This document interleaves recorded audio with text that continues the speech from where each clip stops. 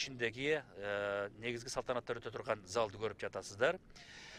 Бул жерде ардактуу меймандар азыр орун алып жатышат. Кыргыз Республикасынын президентинин милдетин аткаруучу Кыргыз Республикасынын жогорку кеңешинин төрагасы Талант Мамытов, Кыргыз Республикасынын экс-президенттери Роза Отунбаева, Сооронбай Жээнбековдор сыйлуу меймандардын катарында. Ошондой эле Кыргыз Республикасынын премьер-министринин милдетин аткаруучу биринчи